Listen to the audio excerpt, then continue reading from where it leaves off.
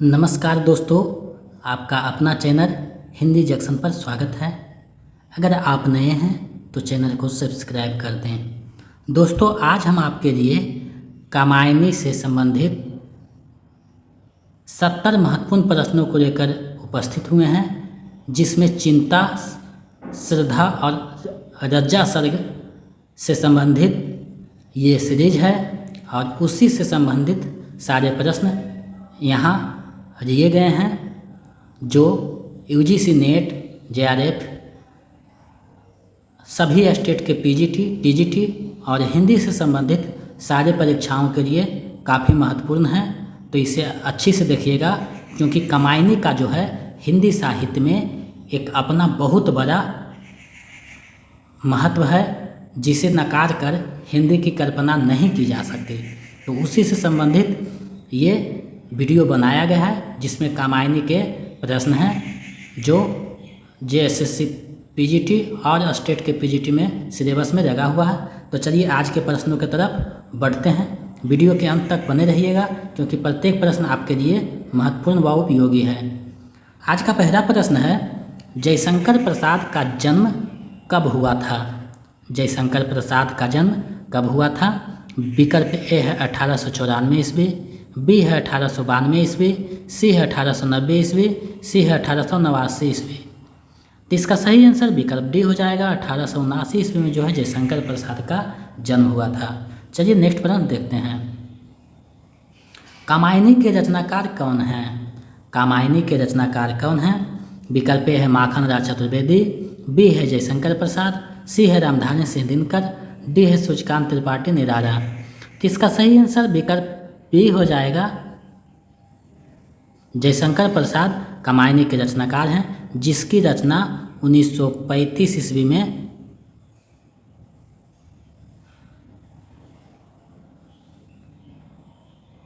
किया गया था। तो कहीं कहीं 36 दे देता है, इसको ध्यान में रखिएगा। 1935 ही है, 35 अगर विकल्प नहीं रहेगा तो 36 बनाइएगा, इसको ध्यान में रखिएगा। चलिए नेक्स्ट प्रश्न देखते हैं। तीसरा प्रश्न है, कामायनी में कितने सर्ग हैं? कामायनी में कितने सर्ग हैं? विकल्प ए है 16, बी है 15, सी है 17, डी है 14। तो इसका सही आंसर विकल्प बी हो जाएगा, 15 सर्ग हैं। नेक्स्ट प्रश्न देखते हैं। इनमें से कौन सी रचना जयशंकर प्रसाद की नहीं है? विकल्प ए है कुरुक्षेत्र, बी है झरना, सी है रहर, डी है कामायनी। तो इसका सही आंसर विकल्प ए हो जाएगा। कुरुक्षेत्र जो है रामधारी सिंह दिनकर की रचना है, बाकी सभी जो है जयशंकर प्रसाद की है। चलिए नेक्स्ट प्रश्न देखते हैं। पांचवा प्रश्न है, कामायनी का प्रथम सर्ग कौन सा है? विकल्प ए है आशा, बी है श्रद्धा, सी है चिंता, डी है रज्जा। तो इस कामायनी का प्रथम सर्ग विकल्प सी चिंता सर्ग हो जाएगा। चलिए नेक्स्ट प्रश्न देखते हैं। कामायनी कृति पर प्रसाद को कौन सा पुरस्कार प्राप्त हुआ है? कामायनी कृति पर प्रसाद को कौन सा पुरस्कार प्राप्त हुआ है? विकल्प है साहित्य अकादमी पुरस्कार, बी है काशी नागरी प्रचालनी पुरस्कार, सी है मंगला प्रसाद पारितोषिक पुरस्कार, डी है सरस्वती सम्मान। तो इसका सही आंसर विकल्प सी हो जाएगा। मंगला प्रसाद पारितोषिक जो मिला था कामायनी कृति पर प्रसाद को दिया गया था।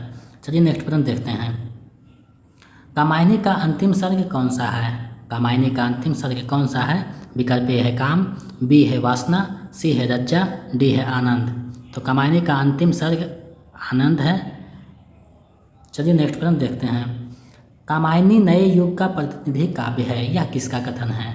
कामायनी नए युग का प्रतिनिधि काव्य है, यह किसका कथन है?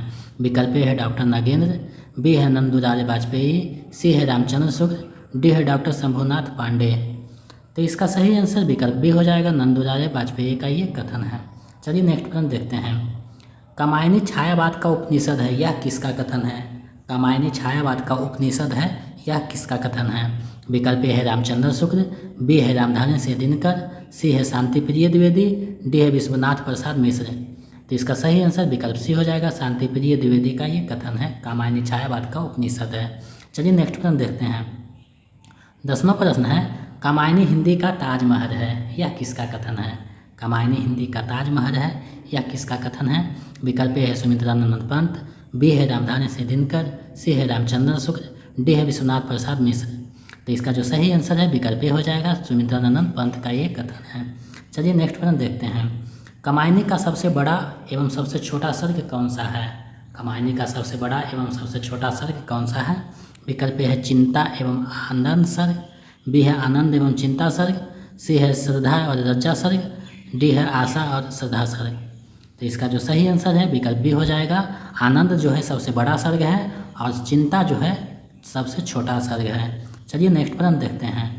12वां प्रश्न है, कामायनी में प्रसाद ने कौन सा दर्शन को दिखाया है? कामायनी में प्रसाद ने कौन सा दर्शन को दिखाया है? विकल्प ए है वैष्णव, बी है बौद्ध, सी है शैव, डी है सभी।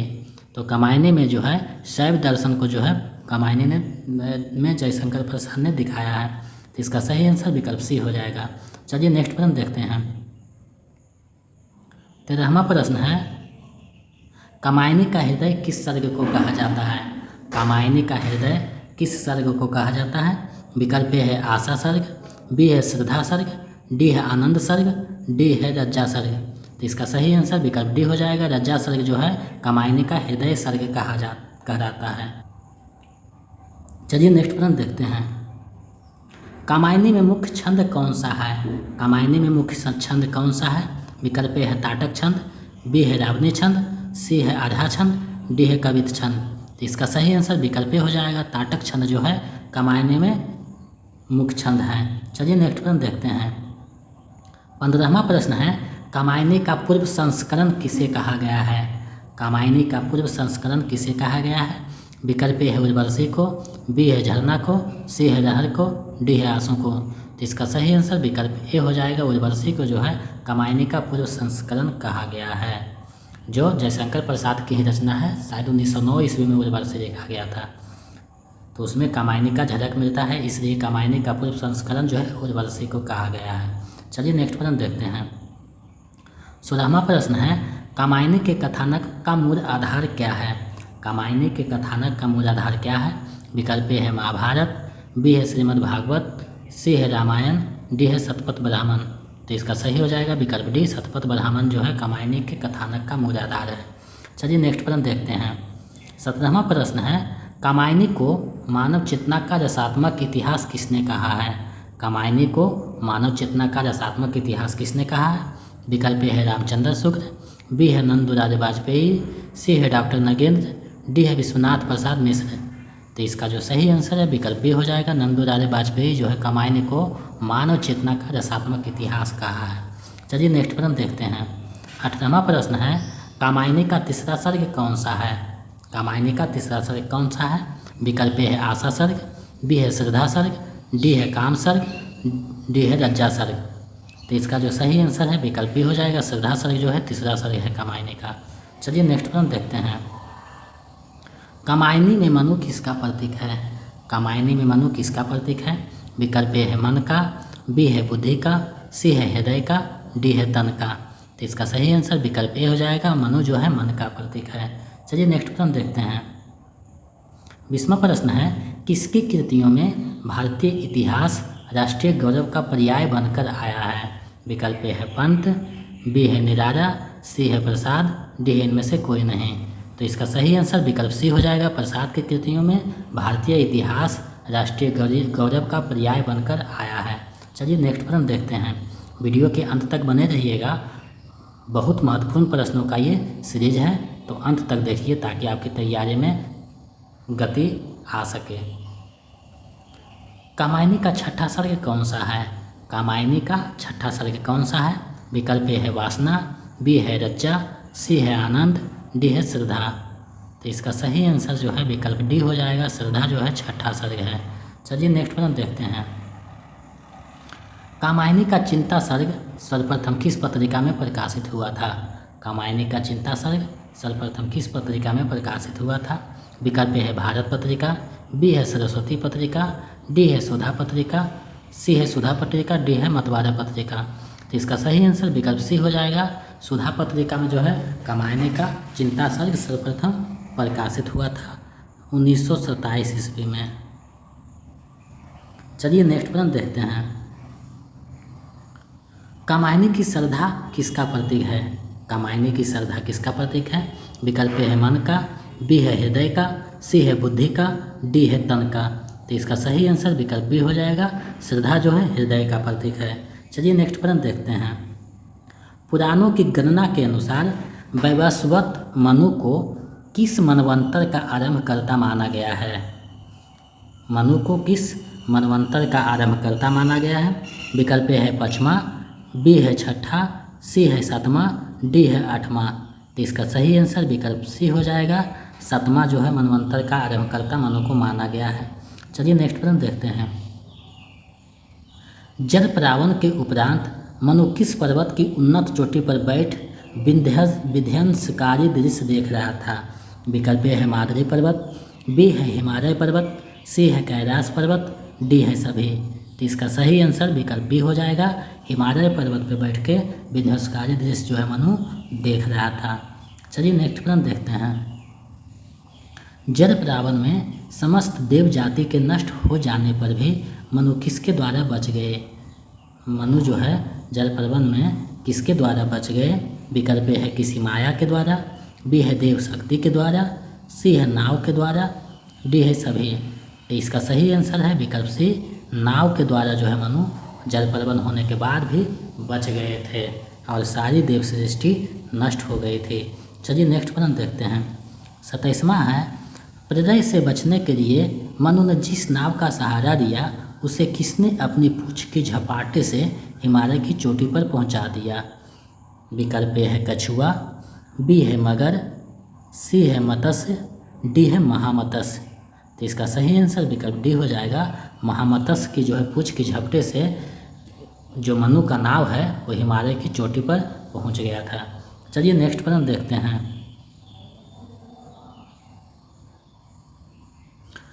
मनु जिस हिमालय चोटी पर बैठे थे उसे शतपथ ब्राह्मण में क्या कहा गया है? मनु जिस हिमालय चोटी पर बैठे थे उसे शतपथ ब्राह्मण में क्या कहा गया है?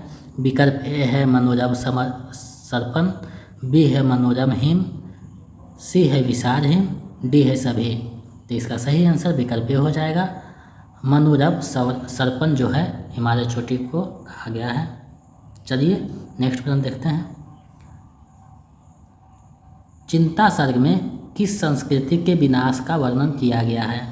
चिंता सर्ग में किस संस्कृति के विनाश का वर्णन किया गया है? विकल्प ए है असुर संस्कृति, बी है देव संस्कृति, सी है मानव संस्कृति, डी है उपरोक्त सभी। तो इसका सही आंसर विकल्प बी हो जाएगा। देव संस्कृति का विनाश का वर्णन किया गया है। चलिए नेक्स्ट प्रश्न देखते हैं। 30वां प्रश्न है, कामायनी कैसा काव्य है? विकल्प ए है प्रबंध, बी है खंड काव्य, सी है महाकाव्य, डी है लघु काव्य। तो इसका सही आंसर विकल्प सी हो जाएगा। महाकाव्य है कामायनी। चलिए नेक्स्ट प्रश्न देखते हैं। मनु जिस चोटी पर बैठे थे उसके नीचे कौन ठाठे मार रहा था? मनु जिस चोटी पर बैठे थे उसके नीचे कौन ठाठे मार रहा था? विकल्प ए है श्रद्धा, बी है ईड़ा, सी है जर, डी है अथाह जर। तो इसका सही आंसर विकल्प डी हो जाएगा। अथाह जर जो है ठाठे मार रहा था। चलिए नेक्स्ट प्रश्न देखते हैं। हिमालय पर्वत के ऊंचे शिखर पर शांत मुद्रा में बैठा मनु किसके समान लग रहा था? शांत मुद्रा में बैठा मनु किसके समान लग रहा था? विकल्प ए है तपस्वी के समान, बी है तरुण तपस्वी के समान, सी है सन्यासी के समान, डी है वृद्ध सन्यासी के समान। तो इसका सही आंसर विकल्प बी हो जाएगा। तरुण तपस्वी के समान लग रहा था। चलिए नेक्स्ट प्रश्न देखते हैं। 33वां प्रश्न है, मनु जिस नौका के सहारे प्रलय से बचे थे वह अब किससे बंधी थी? मनु जिस नौका के सहारे प्रलय से बचे थे वो अब किससे बंधी हुई थी? विकल्प ए है पीपल वृक्ष से, बी है बड़े पीपल वृक्ष से, सी है बट वृक्ष से, डी है बड़े बट वृक्ष से। तो इसका सही आंसर विकल्प डी हो जाएगा। बड़े बट वृक्ष से जो है वो नाव बंधा हुआ था। चलिए नेक्स्ट प्रश्न देखते हैं। 34वां प्रश्न है, मनु ने चिंता को किसकी चपरबारी के कहा है? मनु ने चिंता को किसकी चपरबारी के कहा है? विकल्प ए है बदलाव का, बी है प्रलय का, सी है पूर्णता का, डी है अभाव का। तो इसका सही आंसर विकल्प डी हो जाएगा। अभाव का चपरबारी के जो है चिंता को कहा है मनु ने। चलिए नेक्स्ट प्रश्न देखते हैं। 35वां प्रश्न है, मनु ने किसे मृग मारीचिका की चंचल लहर के समान छलनामयी कहा है? मृग मारीचा की चंचल लहर के समान छलनामयी किसे कहा है मनु ने? विकल्प है आशा को, बी है चिंता को, सी है श्रद्धा को, डी है काम को। तो इसका सही आंसर विकल्प बी हो जाएगा, चिंता को जो है छलनामयी कहा है। चलिए नेक्स्ट प्रश्न देखते हैं। 36वां प्रश्न है, चिंतातुर मनु जिस स्थान पर बैठे हैं वह स्थान देव जाति के विनाश से कैसा बन गया है? विकल्प है तालाब, बी है सागर, सी है शमशान, डी है सभी। तो इसका सही आंसर विकल्प सी हो जाएगा, शमशान बन गया है। चलिए नेक्स्ट प्रश्न देखते हैं। देव जाति ने केवल किसका संग्रह किया था? देव जाति ने केवल किसका संग्रह किया था? विकल्प है सुख का, बी है दुख का, सी है अभाव का, डी है सभी। तो इसका सही आंसर है विकल्प ए, केवल सुख का जो है देव जाति ने संग्रह किया था। चलिए अगले प्रश्न को देखते हैं। 38वां प्रश्न है, कामायनी में मनु ने कुछ ना सुनने वाली बहरी किसे कहा है? कामायनी में मनु ने कुछ ना सुनने वाली बहरी किसे कहा है? विकल्प है श्रद्धा को, बी है रज्जा को, सी है चिंता को, डी है एड़ा को। तो इसका जो सही आंसर है विकल्प सी, चिंता हो जाएगा। चिंता को जो है कुछ ना सुनने वाली बहरी जो है मनु कहे हैं। चलिए अगले प्रश्न की ओर बढ़ते हैं। 39वां प्रश्न है, मनु ने चिंता को किसकी सूत्रधारणी कहा है? मनु ने चिंता को किसकी सूत्रधारणी कहा है? विकल्प है सुख का, बी है आनंद का, सी है शांति का, डी है व्याधि का। तो इसका सही आंसर है विकल्प डी, व्याधि का जो है सूत्रधारणी चिंता को कहा है मनु ने। चलिए अगले प्रश्न को देखते हैं। मनु जब चिंता करते करते अत्यधिक व्यथित हो उठे तो वे किसे अपने पास बुलाया? विकल्प है दुख को, बी है विस्मृति को, सी है चिंता को, डी है सुख को। तो इसका सही आंसर विकल्प बी हो जाएगा, विस्मृति को जो है अपने पास बुलाया मनु ने। चलिए अगले प्रश्न को देखते हैं। चिंता सर्ग में चिंता के किस अन्य नाम का उल्लेख है?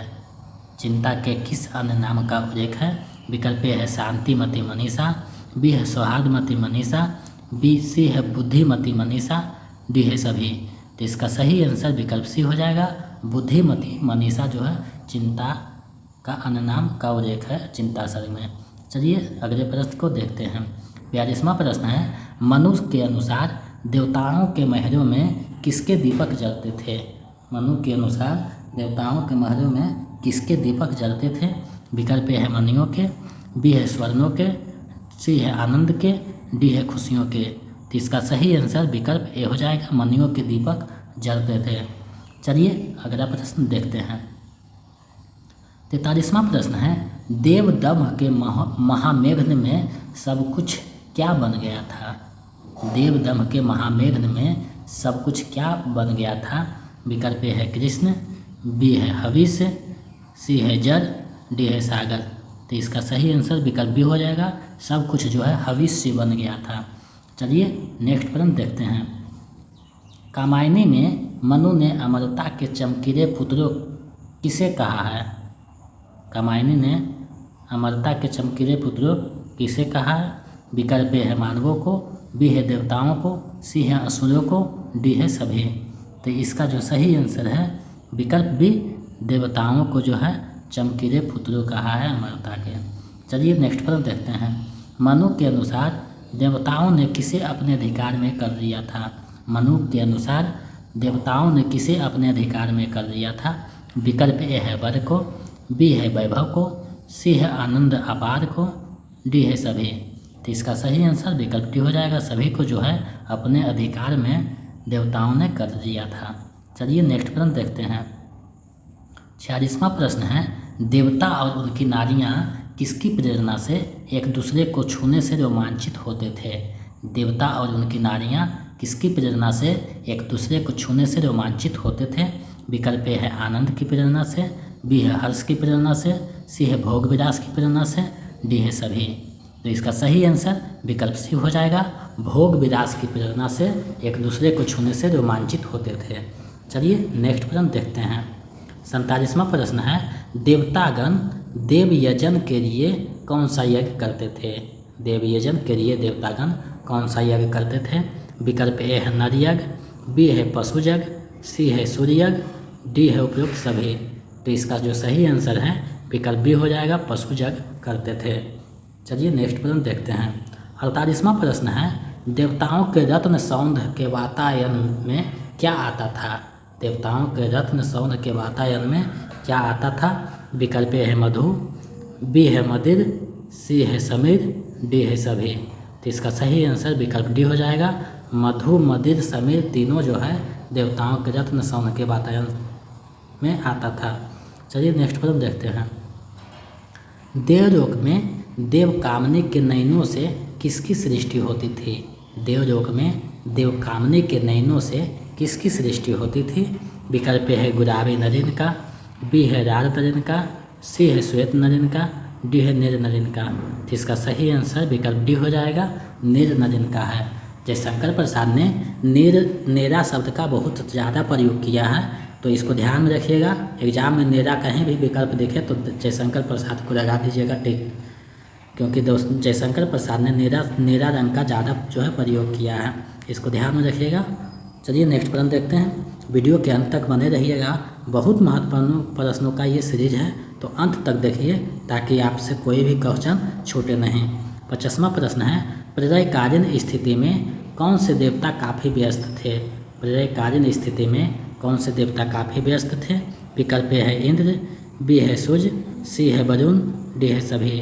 तो इसका सही आंसर विकल्प सी हो जाएगा, वरुण देवता जो है काफ़ी व्यस्त थे। चलिए अगले प्रश्न को देखते हैं। प्रलय काल में समुद्र की लहरें किसके समान भयानक गर्जन कर रहा था? विकल्प ए है सिंह दहाड़ के समान, बी है मृत्यु के जालों के समान, सी है काल भैरव के समान, डी है कोई नहीं। तो इसका सही आंसर विकल्प बी हो जाएगा, मृत्यु के जालों के समान जो है भयानक गर्जन कर रहे थे। चलिए नेक्स्ट प्रश्न देखते हैं। कामायनी के जलमग्न संसार में कौन चकित होती थी? कामायनी के जलमग्न संसार में कौन चकित होती थी? पाराएँ, चिंताएँ, चपराएँ, सभी। तो इसका सही आंसर विकल्प सी हो जाएगा, चपराएँ जो है चकित होती थी जलमग्न संसार में। चलिए नेक्स्ट प्रश्न देखते हैं। सृष्टि में चारों ओर जल ही जल हो जाने पर वायु कैसी हो गई थी? सृष्टि में चारों ओर जल ही जल हो जाने पर वायु कैसी हो गई थी? विकल्प ए स्वच्छ, बी है तीव्र, सी है सघन, डी है कोई नहीं। तो इसका सही आंसर विकल्प सी हो जाएगा, वायु जो है सघन हो गई थी। जब चारों ओर जल ही जल था तो वायु सघन हो गई थी। विकल्प सी जो है इसका सही आंसर हो जाएगा। चलिए नेक्स्ट प्रश्न को देखते हैं। महामत्स्य के धक्के ने मनु के नौका को किस दिशा में पहुंचा दिया? जब मनु जो है नौका में सवार होकर जल पर्वत में उतरे तो महामत्स्य के धक्के ने मनु के नौका को किस दिशा में पहुंचा दिया था? विकल्प ए है उत्तर दिशा में, बी है दक्षिण दिशा में, सी है पूर्व दिशा में, डी है पश्चिम दिशा में। तो इसका जो सही आंसर है विकल्प ए है, उत्तर दिशा में पहुंचा दिया था, तभी तो हिमालय पर्वत पर बैठे वो सारा दृश्य देख रहे थे। चलिए नेक्स्ट प्रश्न देखते हैं। श्रद्धा सर्ग में मनु ने श्रद्धा को क्या संबोधित करते हुए उसका परिचय पूछा है? मनु ने श्रद्धा को क्या संबोधित करते हुए उसका परिचय पूछा है? विकल्प है काम के दूत, बी है वसंत के दूत, सी है सौंदर्य के दूत, डी है सभी। तो इसका सही आंसर विकल्प बी हो जाएगा, वसंत के दूत कहकर उसका परिचय पूछा है। चलिए नेक्स्ट प्रश्न देखते हैं। श्रद्धा ने अपने शरीर पर जो वस्त्र धारण किया था वह किस देश के नीले भेड़ों के चिकने चमड़े से बना था? विकल्प है काशी देश, बी है गांधार देश, सी है मगध देश, डी है स्वर्ग देश। तो इसका सही आंसर विकल्प बी हो जाएगा, गांधार देश के नीले भेड़ों के चिकने चमड़े से जो है बना था। चलिए नेक्स्ट प्रश्न देखते हैं। कवि ने श्रद्धा को मधुर मुस्कान की तुलना किससे की है? कवि ने श्रद्धा की मधुर मुस्कान की तुलना किससे की है? विकल्प है रवि से, बी है बाल रवि से, सी है चंद्र से, डी है गुलाब से। तो इसका सही आंसर विकल्प बी हो जाएगा, बाल रवि से जो है कवि ने श्रद्धा की मधुर मुस्कान की तुलना की है। मतलब कि जब सूर्योदय होता है उस समय जब सूर्य की जो लालिमा होती है उसी से कवि ने श्रद्धा की मधुर मुस्कान की तुलना किया है। चलिए नेक्स्ट प्रश्न देखते हैं। नीर परिधान बिच सुकुमार खुद रहा मृदुल अधखुरा अंग। में किसके सौंदर्य का वर्णन है? नीर परिधान बीच सुकुमार, खुद रहा मृदुल अधखुरा अंग में किसके सौंदर्य का वर्णन है? विकल्प है मनु का, बी है श्रद्धा का, सी है दोनों का, डी है कोई नहीं। तो इसका सही आंसर विकल्प बी हो जाएगा। श्रद्धा के जो है सौंदर्य का वर्णन इन पंक्तियों में जयशंकर प्रसाद ने किया है। चलिए अगले प्रश्न की ओर बढ़ते हैं। मेरा जीवन उलझन भरा है, यह किसका कथन है? मेरा जीवन उलझन भरा है, यह किसका कथन है? विकल्प है श्रद्धा का, बी है मनु का, सी है चिंता का, डी है रज्जा का। तो इसका सही आंसर विकल्प बी हो जाएगा। मेरा जीवन उलझा भरा है, यह मनु का कथन है, क्योंकि वो जल परिवहन में बहुत व्यथित था। उसी समय श्रद्धा के पूछने पर यह कहता है कि मेरा जीवन जो है बहुत उलझन भरा है। तो इसका सही आंसर विकल्प बी मनु हो जाएगा। चलिए नेक्स्ट प्रश्न को देखते हैं। 60वां प्रश्न है, मनु के पूछने पर श्रद्धा ने श्याम देश किसे बताया है? श्रद्धा ने श्याम देश किसे बताया है? विकल्प है ज्ञान क्षेत्र को, बी है काम क्षेत्र को, सी है कर्म क्षेत्र को, डी है सभी को। तो इसका सही आंसर विकल्प सी हो जाएगा। कर्म क्षेत्र को जो है श्याम देश बताया है श्रद्धा ने मनु के पूछने पर। चलिए नेक्स्ट प्रश्न देखते हैं। श्रद्धा के कोमल आधार पर क्या था? श्रद्धा के कोमल आधार पर क्या था? विकल्प ए है हंसी, बी है मुस्कान, सी है चिंता, डी है क्रोध। तो इसका सही आंसर विकल्प बी हो जाएगा। श्रद्धा के कोमल आधार पर जो है मुस्कान था। आधार मतलब होठ होता है, तो होठ पे जो है मधुर मुस्कान था। चलिए नेक्स्ट प्रश्न देखते हैं। किस दृष्टि से कामायनी का रज्जा सर्ग सबसे सुंदर और चित्ताकर्षक है? किस दृष्टि से कामायनी का रज्जा सर्ग सबसे सुंदर और चित्ताकर्षक है? विकल्प ए है सौंदर्य की दृष्टि से, बी है मनोवैज्ञानिक दृष्टि से, सी है आनंद की दृष्टि से, डी है सांस्कृतिक दृष्टि से। तो इसका सही आंसर विकल्प बी हो जाएगा। मनोवैज्ञानिक दृष्टि से रज्जा सर्ग सबसे सुंदर और चित्ताकर्षक है। चलिए नेक्स्ट प्रश्न को देखते हैं। नारी तुम केवल श्रद्धा हो, किस सर्ग की ये पंक्ति है? नारी तुम केवल श्रद्धा हो, किस सर्ग की ये पंक्ति है? विकल्प ए है चिंता सर्ग, बी है श्रद्धा सर्ग, सी है आशा सर्ग, डी है रज्जा सर्ग।